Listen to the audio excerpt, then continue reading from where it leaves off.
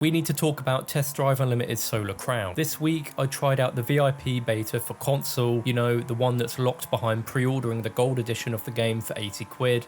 Yeah, that one. And after playing for a few hours on Xbox Series X, I'm pretty worried for the console launch of this game, which releases in less than a month from now. I get it's an early build of the game, but being presented with this isn't a good selling point at all. PC players had a chance to take part in many closed alpha builds, as well as a free demo on Steam recently, and Alex7 has been showing some really detailed videos talking about the game, which includes newly updated footage of what it looks like on PC, and it does look really impressive. However, console players are yet to see any footage of what it plays like in something that represents a newer build of the game, or try it out for themselves, and if they do, they have to pre-order it digitally to access the beta throughout August. There was meant to be an open beta, but that soon turned into pre-order only with the silver and gold editions of the game. It's still listed as early access to the open beta, but it's likely some kind of error. So what exactly are the issues? Well, they all started on Monday before the beta even began. The official account posted all of the info we needed to know ahead of the launch, with starting times for the VIP and closed betas on PS5 and Xbox Series consoles.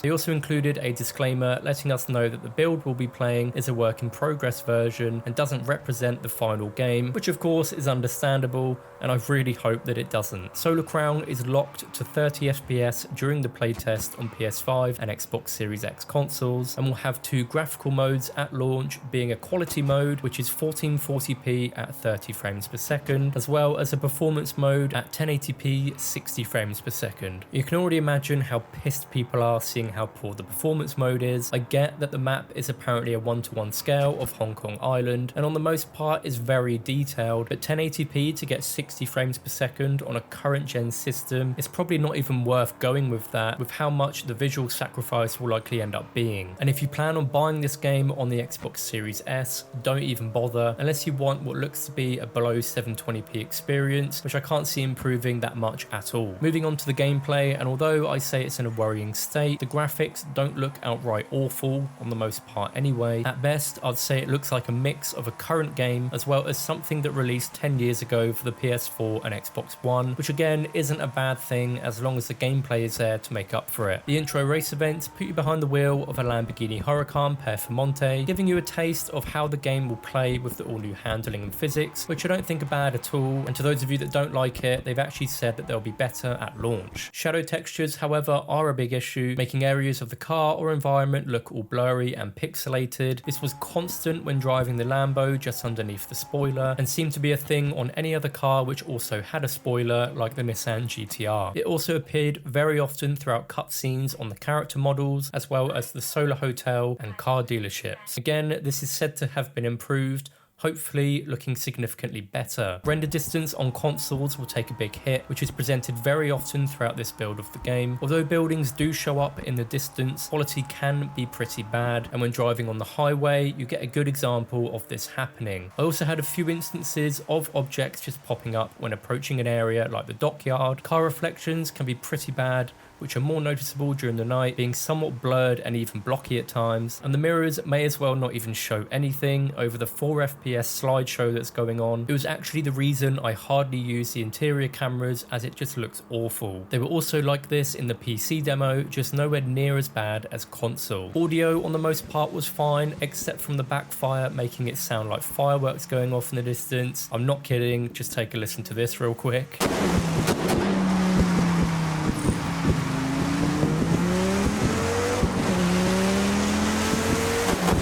Yep, all of those are cars, not fireworks. I can't remember if this next point was also similar on the PC demo, but the world just feels kind of lifeless. Similar to Forza Horizon 5 with a whole lot of nothing going on. The AI traffic cars at least have more variety, with different models of cars roaming around, unlike only the red taxis in the last demo, but it feels like there isn't enough of a traffic density at all. I found myself driving through the streets and even the highways with little traffic to be seen on the roads, and none at all in race events. I also had a moment where they spawned and despawned right next to me. As for actual players, I did bump into a few, but it wasn't very often, mainly in the car dealerships opposed to the open world, and with a maximum capacity of 16 players, that alone won't help out at all with bringing liveliness to the game. It's a shame, as the world of Hong Kong Island is incredible to what we've seen so far, and having it feel so lifeless and empty would really put it to waste. Instead of driving through the city following the main roads, you can take a detour down some of the narrow streets and even drive down some hidden paths, or go and discover a car park tucked away at a construction site. There are many winding mountain roads that you can cruise on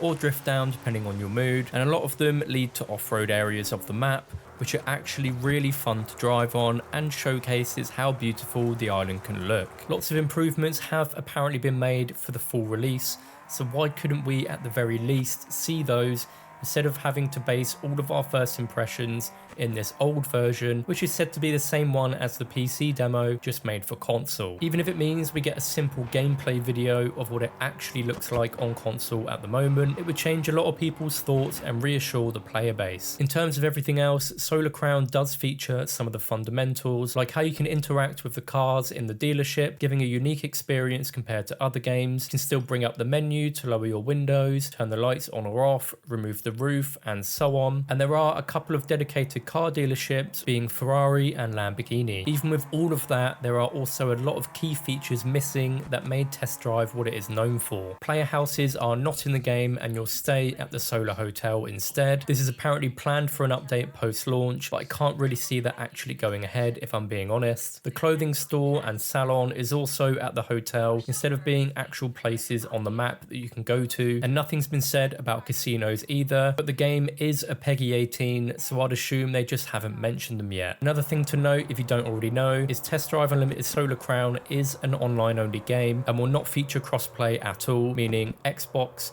PlayStation and PC players will all play separate to each other. I really do want to be positive about Solar Crown, as I've been looking forward to it since the announcement, and hope that the devs pull through and give us a much better experience than what has been shown so far, especially for console players. It's still a shame that there's no 4K 30 or 1440 60 options for when it releases like other games, as I feel no one would want to play in 1080p to get 60 FPS, as it's just too much of a sacrifice. Personally, I'd recommend waiting for the Gold Edition to release on September 5th. That way you'll be able to see what the reviews are like, or watch videos on what it will play and look like compared to what we've seen so far. Something they could do which would benefit them is doing a free weekend for console and PC at some point after the release. Anyway, what are your thoughts on all of this? Will you still be playing day one, or are you going to wait a bit before deciding? Let me know your thoughts in the comments down below, and as always, subscribe if you're new.